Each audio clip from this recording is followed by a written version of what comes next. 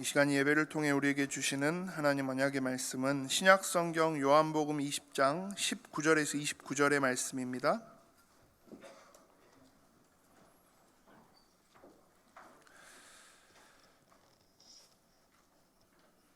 신약성경 요한복음 20장 19절에서 29절의 말씀 제가 봉독합니다. 이날 곧 안식 후 첫날 저녁 때 제자들이 유대인들을 두려워하여 모인 곳의 문들을 닫았더니 예수께서 오사 가운데 서서 이르시되 너희에게 평강이 있을지어다. 이 말씀을 하시고 손과 옆구리를 보이시니 제자들이 주를 보고 기뻐하더라. 예수께서 또 이르시되 너희에게 평강이 있을지어다. 아버지께서 나를 보내신 것 같이 나도 너희를 보내노라. 이 말씀을 하시고 그들을 향하사 숨을 내쉬며 이르시되 성령을 받으라. 너희가 누구의 죄든지 사하면 사하여질 것이요 누구의 죄든지 그대로 두면 그대로 있으리라 하시니라. 12 제자 중에 하나로서 디두모라 불리는 도마는 예수께서 오셨을 때 함께 있지 아니한지라.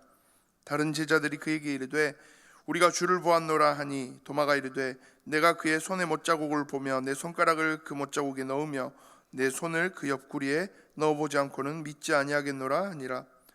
8일을 지나서 제자들이 다시 집안에 있을 때 도마도 함께 있고 문들이 닫혔는데 예수께서 오사 가운데 서서 이르시되 너희에게 평강이 있을지어다 하시고 도마에게 이르시되 내 손가락을 이리 내밀어 내 손을 보고 내 손을 내밀어 내 옆구리에 넣어보라.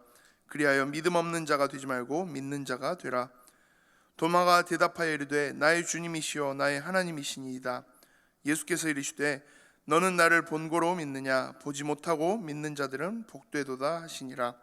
아멘. 믿는 자들은 복되도다 제목으로 담임 목사님 말씀 주시겠습니다.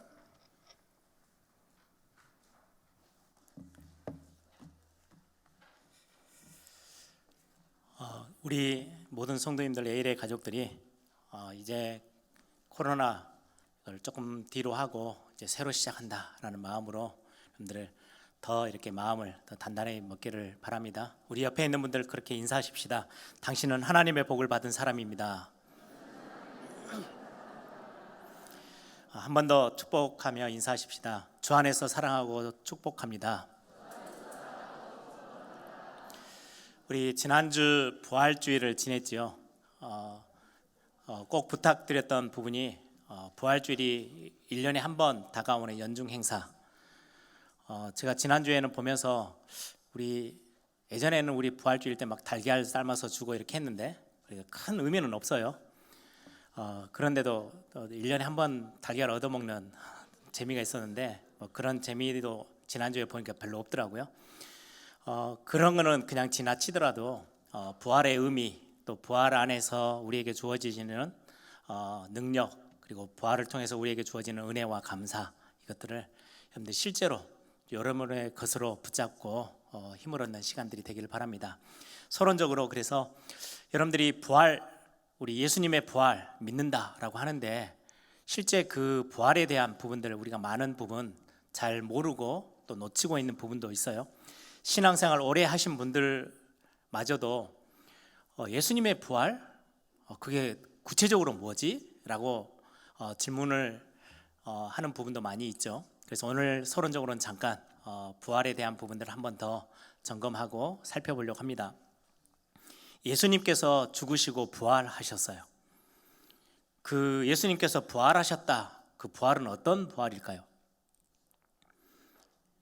죽어야 부활하는 거죠.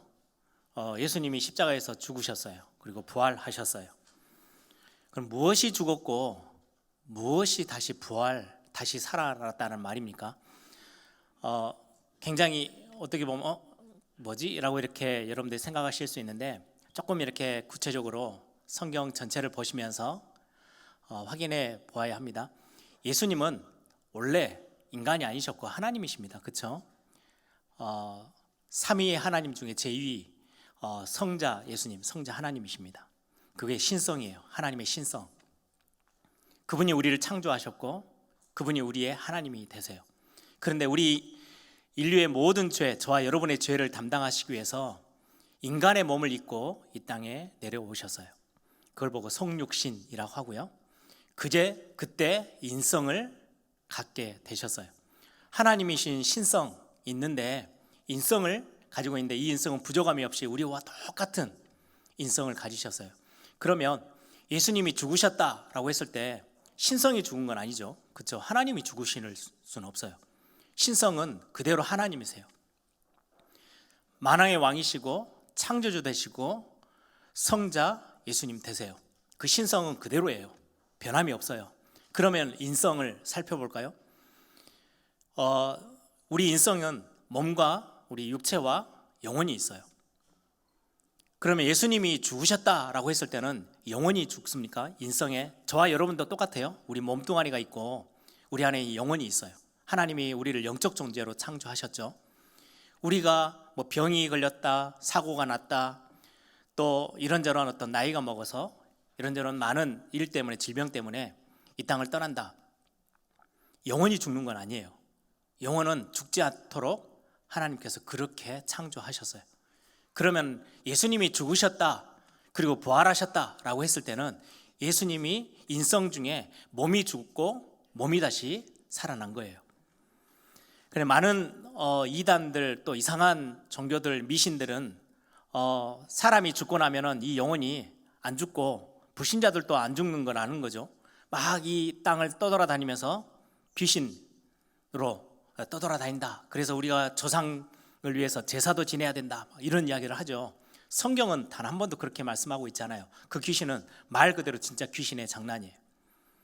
사단이 하나님을 더 높아지려다가 타락하고 이 땅으로 내어 쫓기면서 혼자 내려온 게 아니고요. 자기 쫄개들을, 거의 천사들의 3분의 1 쫄개들을 끌고 이 땅으로 내려왔어요. 그게 귀신 마귀예요. 이 귀신들이 인간의 흉내도 내고 사람들의 흉내도 내면서, 조상들의 흉내를 내면서 이 땅을 이렇게 저렇게 어지럽히는 거지, 사람의 영혼은 죽고 나면 몸뚱아리는, 우리의 육체는 무덤에 묻혀요. 그리고 흙으로 돌아가요. 우리의 영혼은요, 성경은 분명하게 말씀합니다. 예수님이 직접 말씀하셨어요. 천국 아니면 지옥으로 가는 거예요. 성경의 또 다른 언어로 설명하죠. 낙원, 천국 같은 의미예요. 뭐 복잡하게 신학적으로 따지면 설명할 게 좀 많지만 낙원, 천국으로 여러분들이 같은 의미구나. 이게 낙원은 천국이 완전 완성되어지는 그 시점까지 가는 어떤 부분이다라고 생각하시고 같은 의미라고 생각하시면 돼요. 또 지옥, 음부라는 단어가 성경에 나오죠. 같은 의미로 생각하시면 돼요. 전혀 틀리지 않아요. 은혜로 구원받은 하나님의 자녀 되어진 저와 여러분은 죽고 나면 몸은 땅에 묻혀요. 또 화장해서 우리가 무덤에 들어가요. 그런데 우리의 영혼은 죽지 않아요. 구원받은 하나님의 자녀, 은혜로 구원받은 하나님의 자녀들은 예수님과 함께 그 천국에 들어가서 살게 돼요. 그래, 그 강도, 우편 강도, 두 강도가 있었죠. 한 강도는 예수님을 계속해서 저주하고 부인했어요. 근데 우편 강도는 마지막에 그리스도를 인정하면서 예수님 죽으실 때 나의 영혼도 받으셔서 기억해 주십시오 라고 했을 때 예수님 뭐라 그래요? 너 나하고 낙원에 있을 것이다 라고 말씀해요. 영혼이 죽고 나면 몸은 땅에 묻히지만 영혼은 천국 아니면 지옥으로 가요. 그래, 한쪽 강도는 영적인 존재이기 때문에 영혼은 죽지 않고 지옥에서 엄청난 고난을 당하겠죠. 그리고는 예수님을 고백하고 은혜 입은 자는 하나님의 품에서 예수님과 함께 그 천국의 자리에 거하게 돼요. 엄청난 축복이에요. 그러면 예수님이 지금 부활하셨다고 했을 때는 몸의 부활을 말을 하는 거죠. 성경에 마태복음 10장 28절에 보시면 몸은 죽여도 영혼은 능히 죽이지 못하는 자들을 두려워하지 말고 오직 몸과 영혼을 능히 지옥에 멸하실 수 있는 이를 두려워하라. 많은 초대교회 때도 순교자들이 많이 나왔죠. 지금 현재 선교 현장에서도 뭐 힌두교권, 또 모슬렘권, 뭐 공산주의들을 이렇게 추방하는 막 그런 나라들에서는 아직도 순교자들이 나오고 있어요. 그 말씀을 하는 거예요. 너희 몸은 죽일 수 있어도 영혼을 죽일 수 없는 자들은 두려워하지 마라. 우리의 몸과 영혼 자체를 지옥으로 보낼 수 있는 그분을 두려워해라. 이렇게 성경은 말씀하고 있어요. 우리의 영혼은 죽지 않아요. 그러면 사도신경에 아까 우리 예배 중에도 사도신경 신앙 고백했죠. 사도신경 제일 마지막 부분에도 몸의 부활을 믿습니다 라고 고백해요. 우리의 몸의 부활을 믿습니다. 이 몸의 부활이 무슨 말입니까? 예수님이 부활하셨는데 그러면 예수님은 몸의 부활을 하신 거예요. 그렇죠? 예수님의 몸의 부활은 어떤 모습이에요? 오늘 본문에도 나오죠. 우리 읽었던 오늘 본문의 바로 앞부분에도 마리아가 새벽 미명에 안식 후 첫날이니까요. 안식일은 토요일이죠. 안식 후 첫날이니까 예수님이 안식 후 첫날에 부활하셨어요. 그래서 우리는 주일날 예배하고 주일을 지키는 거예요. 그 새벽 미명에 막 뛰어가서 여자들이 예수님의 향유를 붓고 이제 죽은 시체에게 이렇게 뭐 하려고 했는데 갔더니 세마포만 딱 입고 몸은 없어졌어요. 원래 우리 지금 가지고 있는 우리 육신이면 부활의 몸이 아닌 그냥 우리가 가지고 있는 육신이라면 세마포를 다 풀어야 될 거예요. 다 풀어가지고 그리고는 거기서 나올 수 있어야 되는데 예수님의 신령한 몸은 부활의 몸은 신령한 몸이라고 표현하는데요. 그 몸은 그러지 않아요. 그냥 거기서 몸만 싹 빠져나왔어요. 제자들이 무서워서 다 문을 닫고 방 안에 숨어 있는데 거기 안에를 문도 열지 않고 쑥 들어오셨어요. 그게 신령한 몸, 부활의 몸이에요. 예수님은 부활의 첫 열매다라고 말씀하셨다면 저와 여러분이 나중에 죽고 마지막 최후 심판의 날에 우리 모든 죽은 자들이 다 무덤에서 일어나서 부활의 몸을 입게 되겠죠. 그때 우리의 몸도 예수님과 똑같은 신령한 몸으로 변화되어지게 돼요. 그런데 이 신령한 몸은 또 어떠하냐? 왔더니 그러면은 귀신처럼 영혼만 있냐? 아니요, 제자들이 예수님을 만지고 끌어안고 다 했어요. 그 정도가 아니에요. 귀신인 줄 알고 벌벌 떠니까 예수님이 남아있는 음식 내게로 가져와. 음식도 드세요. 우리가 상상하기 힘든 신령한 몸으로 부활하셨어요. 그런데 더 중요한 거는요, 이 신령한 몸은 이제 앞으로 부활의 몸을 입고 신령한 몸이 되어지면 썩지도 아니하고 죽지도 않고 아프지도 않아요. 죽지 않는 몸으로 바뀌어요. 나사로야 일어나라 해서 죽다가 살았죠. 그 나사로는 부활의 몸을 입은 게 아니고요, 우리와 똑같은 육신의 몸을 입고 있으니까 또다시 나사로는 죽었어요.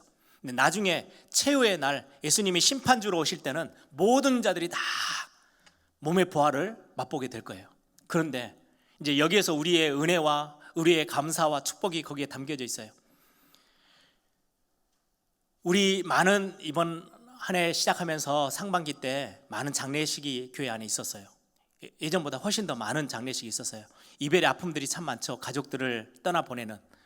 어떤 분들은 자녀가 한 1년 반, 2년 군대 입대하는데도 막 울고 그렇잖아요. 왜요?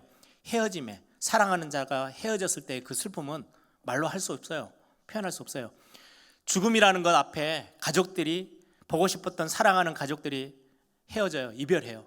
그 슬픔은 참아라 이렇게 할 수 있는 슬픔이 아니에요. 당연한 슬픔이 와요. 그런데 우리는 그 슬픔을 넘어설 수 있는 엄청난 비밀은 몸이 무덤에 묻혔지만 우리 영혼은 하나님의 은혜를 입어서 우리는 구원의 축복 속에서 예수님과 함께하는 그 자리에 가서 정말로 하나님의 영광을 누리고 사는 거예요. 그러지 못하고 하나님 앞에 은혜를 받지 못한 사람들은 지옥이라는 곳에 가서 그 영혼은요, 엄청난 슬피 울며 이를 갈며 있어야 돼요. 엄청난 고통 속에 있어요. 그런데 이제 몸의 부활을 딱 맛보고 나면 그 몸의 부활은, 그 몸은 썩지도 않고 죽지도 않는 몸이에요.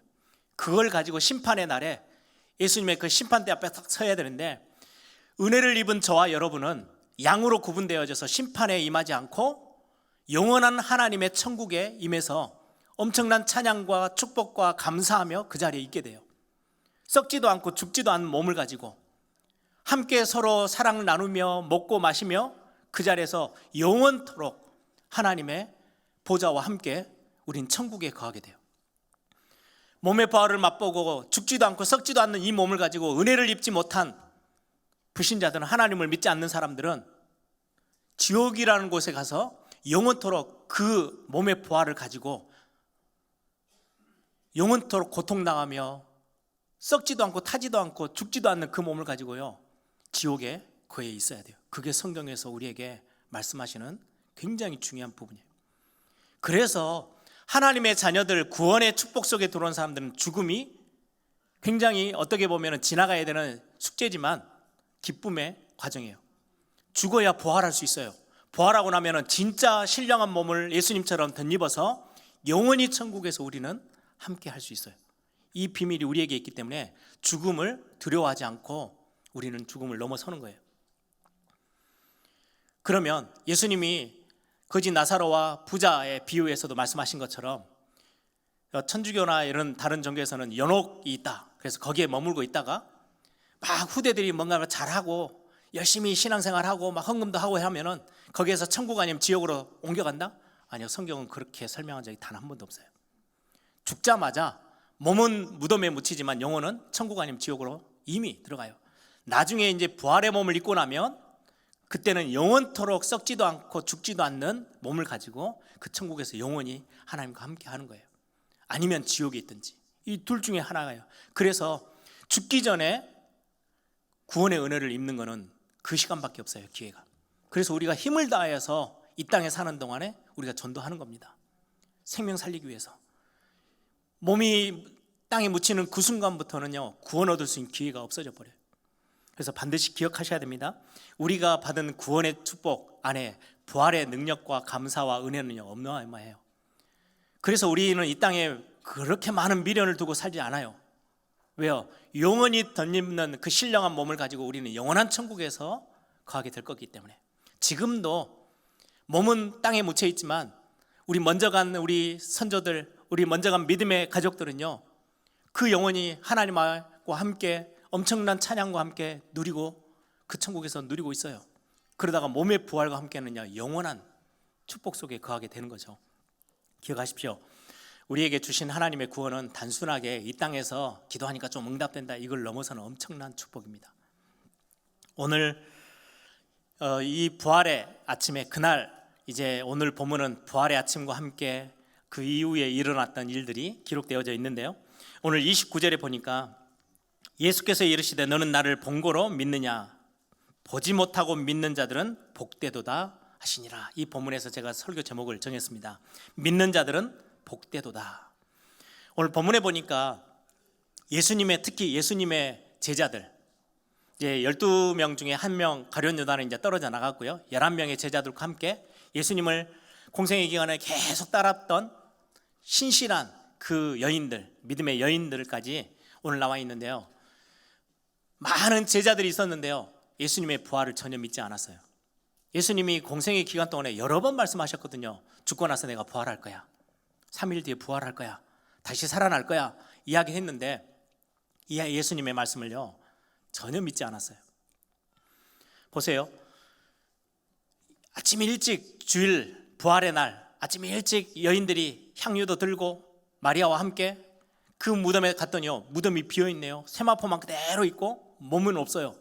깜짝 놀래가지고 막 뛰어와요. 무덤에 지금 예수님이 없다고. 그랬더니 베드로 또 엄청 열정 있잖아요. 막 뛰어갑니다. 제자와 함께 가서 확인했더니 진짜 없어요. 그러면 생각이라도 나야 될 거 아니에요. 아, 예수님이 부활하신다는데 진짜 부활하셨나? 라고 해야 되는데 안 믿어요. 세마포만 있는 무덤이 비어있는 걸 보고도 믿지 않아요. 그리고는 자기들끼리 숨어가지고 이렇게 방에 있는 거예요. 왜? 유대인들이 자기들을 또 잡아서 해코지할까 싶어서 숨어 있어요. 여러분들 다른 성경에 엠마오로 가는 두 제자 아시죠? 야, 이제 우리는 다 끝났다, 실패했다, 예수님 따라다니다가 야, 이게 그냥 이런 식으로 마무리가 되나? 완전히 실망해가지고 실패자처럼 엠마오로, 예루살렘에서 엠마오로 내려가던 그 제자 앞에 예수님이, 부활하신 예수님이 같이 함께해요. 걸어가는 동안에도요, 예수님인지 전혀 몰랐어요. 아니, 같이 함께하던 제자들인데. 그러다가 나중에 예수님이 떡을 떼서 주시면서 성경을 쭉 풀어주시고 깨닫게 하시고 떡을 떼서 딱 주시니까 그제서야 영적인 눈이 번쩍 뜨이면서 야, 부활하신 예수님이네? 예수님이 우리와 함께 계셨네? 눈을 떠서 돌아보니까 예수님은 또 온데간데 없어요. 그 자리에 바로 엠마오로 가지 않고 예루살렘을 뛰어 올라갔겠죠. 그리고 남은 제자들에게 막 설명했겠죠. 안 믿어요. 예수님을 봤다는 증인들이 말하는데도 안 믿어요. 오늘 본문 바로 앞에 막달라 마리아는 무덤 앞에 혼자 남아서 울고 있었어요. 울고 있는데 부활하신 예수님이 마리아를 찾아오셔서 마리아야 부르니까요, 마리아는 그 예수님의 목소리를 너무 잘 알 건데요, 동산지기로 알고 예수님을 혹시라도 누가 옮겨갔다면 어디로 옮겨갔는지 나에게 좀 가르쳐 주십시오. 그랬더니 아니야, 내가 바로 예수야. 그제서야 눈을 들어 보니까요, 예수님이네요. 깜짝 놀랐죠.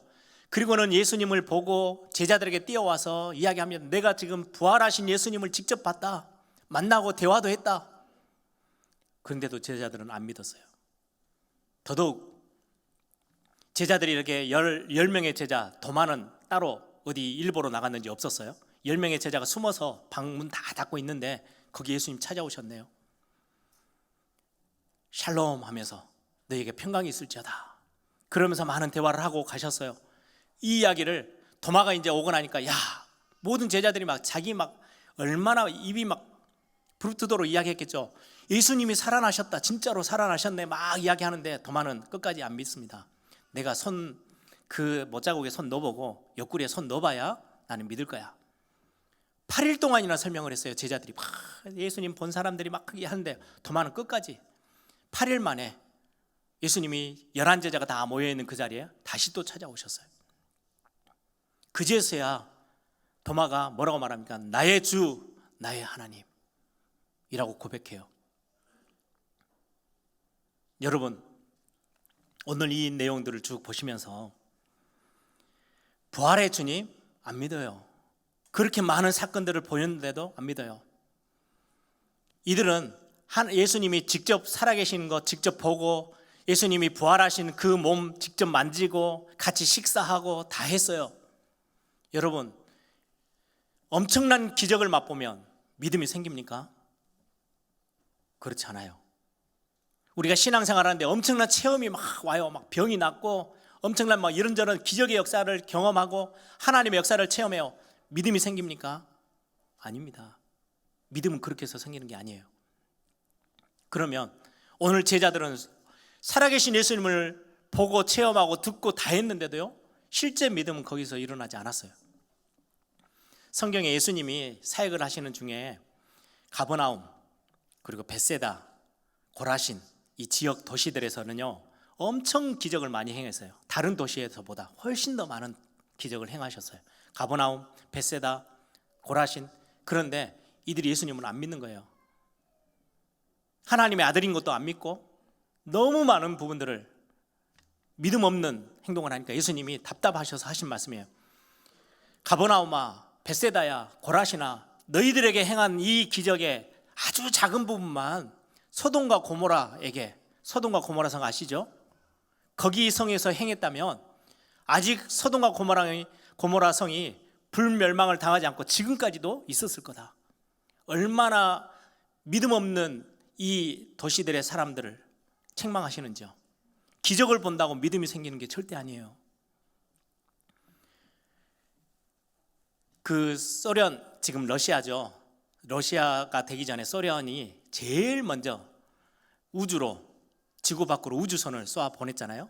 그리고 거기에 이제 우주선에 타고 있는 우주인 사람이 그 우주에 가서 지구를 보고, 지구 밖으로 가서 보고는 다시 왔어요.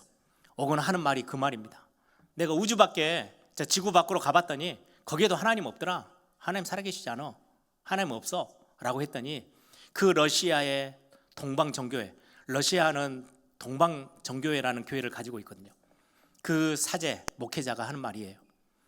이 땅에서, 이 지구 안에서, 우리가 살고 있는 이곳에서 하나님이 없다라고 생각하는 사람은 지구 밖에 가도 하나님 안 보이는 거야. 굉장히 중요한 이야기죠. 내 삶의 현장에서 믿음이 없는데 어디 굉장한 기적을 본다고 하나님이 갑자기 믿어집니까? 그러지 않아요. 믿음은 하나님이 주시는 선물이에요. 기적을 본다고 갑자기 나에게 믿음이 생겨지는 게 아니에요. 제가 대학 때 2학년 때인 것 같아요. 그때 우리 이제 찬양팀이 부산 경남 쪽으로 굉장히 이렇게 소문이 났어요. 사역을 잘한다고. 그래가지고 우리 찬양팀을 부산대학교 그 기독 동아리에서 저희들을 초청을 해가지고요, 운동장에서 그 자기들 축제하는데 찬양 집회를 해달라. 그래가지고 운동장에서 찬양 집회를 계획을 세워서 준비를 했는데 막상 그날 딱 되니까 비가 억수같이 오네요. 하늘은 먹구름이 가득 차가지고요. 비가 너무 많이 쏟아지니까 막 비닐을 사다가 우리 악기들을 덮고 어떻게 집회는 잡혔으니까 해야 되고 운동장에서 하는데 모든 학생들 참석하는 학생들은 우산 다 쓰고 막 비 맞아가면서 찬양을 했거든요. 한참 찬양하는 중에 갑자기 비가 딱 멈췄어요. 하늘은 시커멓게 먹구름이 가득 있는데 다른 데는 비가 다 오고 있고 근데 우리 운동장 쪽은 비가 딱 멈은 거예요. 그러면서요 그 시커먼 먹구름이 딱 구멍이 딱 생겼어요. 구멍이 생기니까 어떻게 돼요? 저 위에 있는 해가 빛을 쫙 발하니까요. 여기서 보면 무대에서 저희들이 있었는데 햇볕이 쫙 하고 우리 운동장 쪽으로 비쳐 내려오는데요. 와, 그거는 제 평생에 잊을 수 없는 장관이에요. 와, 진짜 하나님 살아계시네. 그러면서 막 그때 그 찬양, 그 이후로 찬양은요 우산 다 던져버리고 얼마나 뜨겁게 찬양했는지 몰라요. 저희들 찬양 인도하는 저희들뿐만 아니라 참석한 모든 학생들이. 그러면 제 인생이 완전히 바뀌어 있어야 될 거 아닙니까? 그런 걸 다 봤는데 저는 청소년 사역하면서 여러 많은 사역들을 하면서요 진짜 하나님의 역사들을 많이 봤거든요. 그런데요 제 삶은 여전해요. 문제 조그만한 거 오니까요 갈등하고 진짜 하나님이 살아계신 건 맞고 나와 함께 하신 건 맞는데 안 믿어요. 염려투성이고 걱정투성이고요. 얼마나 제 자신은 그 엄청난 역사를 보고도 돌아서서 내 삶에서는 전혀 상관이 없어요. 믿음 없는 삶 그대로예요. 흔들리는 삶 그대로 살고 있더라고요. 기적이 우리의 믿음을 키워주는 게 절대 아니에요. 그리고 여러분들 보세요. 막 병 나았다 죽다 살았다 막 아멘 할렐루야 하던 분들이 어느 순간에 신앙생활 다 버려버리고 하나님을 떠나 있는 사람들 정말 많습니다. 저는 그런 사람들도 너무 많이 봤거든요. 믿음은 기적을 본다고 생기는 게 아니에요. 또 하나, 그러면 믿음은 언제 생깁니까? 여러분들 열심히 사역하는 것은 굉장히 중요합니다. 성경에서 말씀합니다. 믿음은 들음에서 난다고. 그죠? 그러면 말씀 듣는 것을 열심히 하셔야 해요. 말씀 성경 읽기도, 지금 우리 교회 정교인 성경 읽기 이제 또다시 시작하는데 두 번째요. 성경 읽기도 하셔야 돼요. 열심히 하셔야 돼요. 묵상도 하셔야 돼요. 그리고 열심히 따라서 훈련 받아야 돼요. 그런데 하나 구분할 게 분명하게 구분해야 될 게 있어요. 열심히 하면 믿음이 생기느냐? 아닙니다. 믿음이 있는 사람에게 열심히 주어집니다. 믿음은 하나님의 선물입니다. 우리가 성경을 잘 알고 읽고 훈련받고 성경 공부를 하면서 올바른 지식, 올바른 이해를 하는 것은 굉장히 중요해요. 그래서 우리가 성경 읽기를 열심히 하고 우리가 말씀을 정말로 열심히 잘 듣고 그리고 훈련에 열심히 임하는 건 굉장히 중요해요. 그런데 여러분들 착각하지 마세요. 내가 그렇게 훈련을 열심히 받고 성경을 열심히 읽고 정말로 삶을 열심히 살았더니 믿음이 엄청나게 자라고 막 커집니까? 그러지 않아요. 믿음은 하나님이 주시는 선물이에요. 그렇게 열심히 했는데 그러면 바리새인들은요 최고의 믿음의 수준을 자랑하고 있어야 돼요. 성경 읽기 끝내주겠어요. 여러분들 따라갈 수가 없어요. 바리새인들을. 그들의 기도 생활은요 정확한 시간 정해서요 하루에 꼬박꼬박 기도해요. 그리고 그들의 경건의 생활은요 도저히 우리가 상상하지 못할 만큼의 경건의 삶을 살았어요. 그런데 그들이 믿음이 있었습니까? 아니요, 없었어요. 열심히 한다고 믿음이 생기느냐? 그러지 않아요. 반대로 하나님께 믿음을 선물 받은 사람들이 믿음이 생기고 믿음이 자라기 시작하면 반드시 따라오는 게 열심입니다. 열심은 내가 믿음 정말 믿음 좋고 하나님이 내게 은혜를 주셔서 막 믿음으로 구원받았고 막 하는데 전혀 열심이 없다. 그거는 생각을 다시 해봐야 돼요. 믿음은 반드시 열심히 따라와요. 근데 열심히 해서 믿음이 오는 건 아니에요. 열심히 신앙생활 했더니 예수님이 믿어지고 구원의 은혜가 믿어진다? 그런 법은 없어요.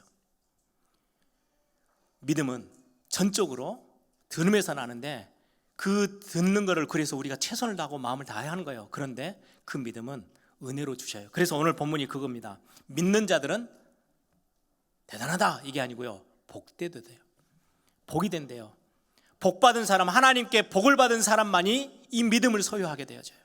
하나님의 선물을 받은 사람, 선물로 받았기 때문에 성경은 그렇게 표현하는 거예요. 믿는 자들은 복되도다. 열심히 해서 얻었으면 우리의 수고로 얻는 거잖아요. 최선을 다해서 얻었다면 복이 아니에요. 우리가 노력해서 얻는 건데 믿는 자들은 복되도다. 믿음은 우리에게 주시는 선물입니다. 꼭 기억하셔야 돼요. 우리가 믿음은 들음에서 나기 때문에 최선을 다해서 힘을 다해서 성경도 읽고 예배에 참석해서 말씀도 귀 기울여 듣고 청종하고 훈련에 참석하는 거 굉장히 중요해요. 그때 여러분들의 기도는 어디를 향하고 있어야 되느냐?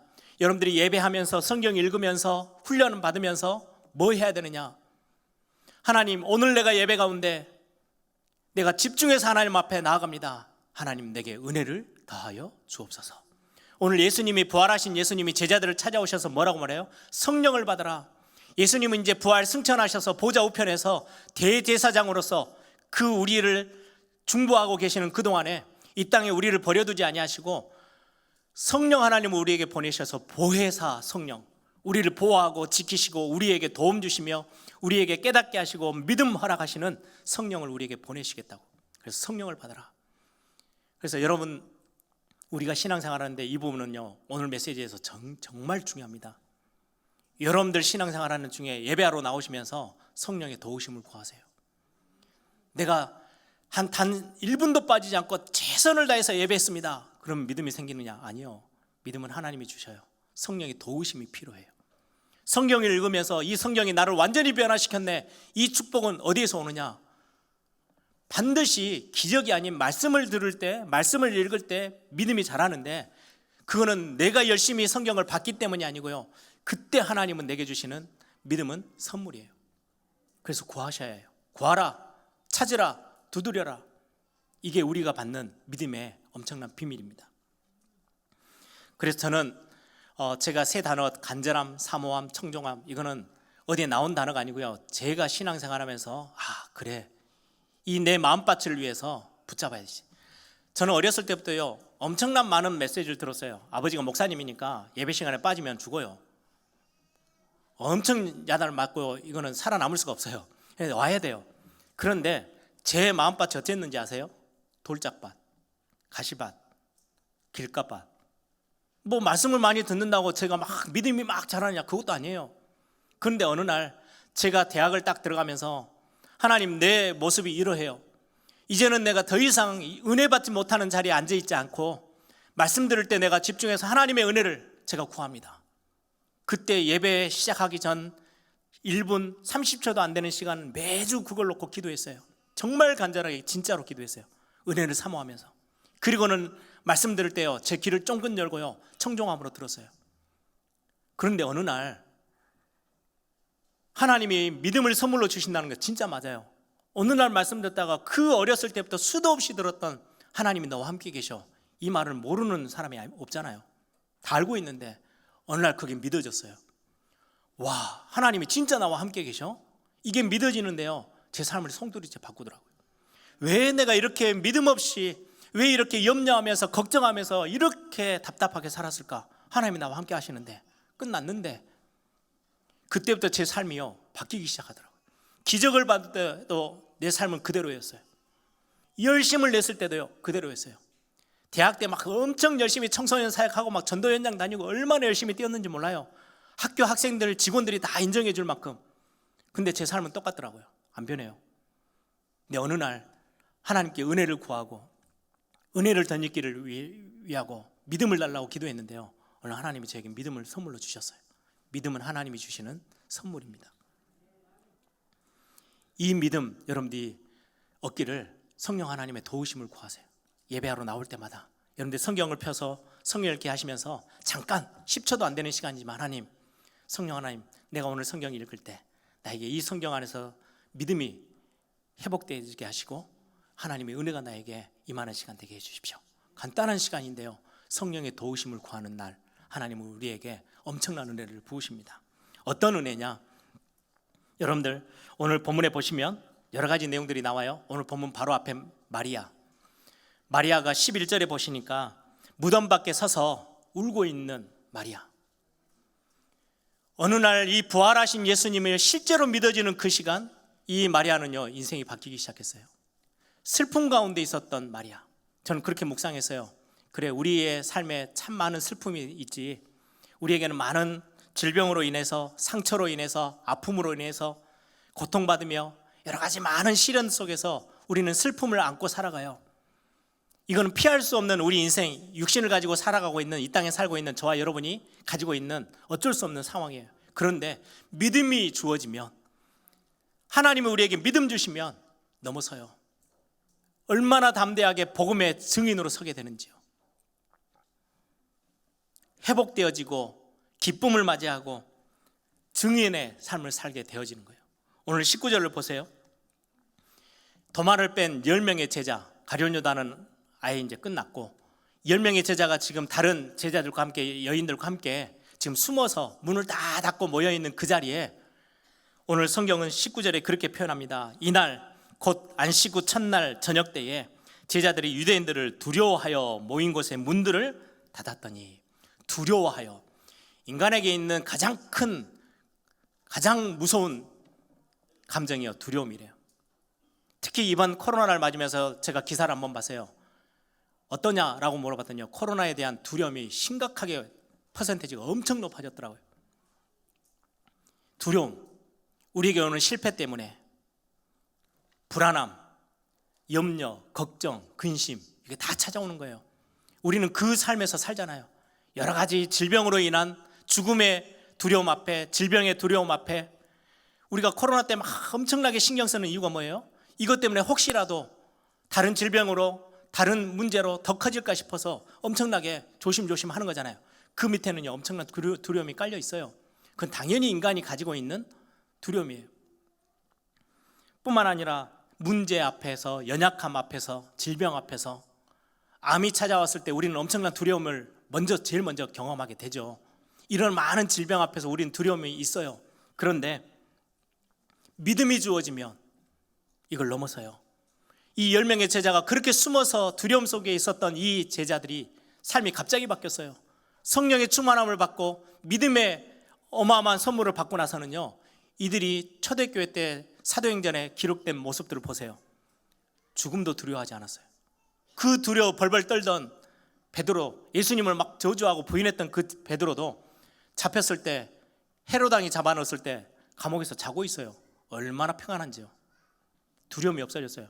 그리고는 그 대부분의 사도들은요, 제자들은 다 순교했어요. 죽음 앞에 아주 담대하게 복음 때문에 생명을 다 내어 걸었어요. 믿음이 주어지면 두려움을 넘어서게 되는 거예요. 오늘 24절 25절 보세요.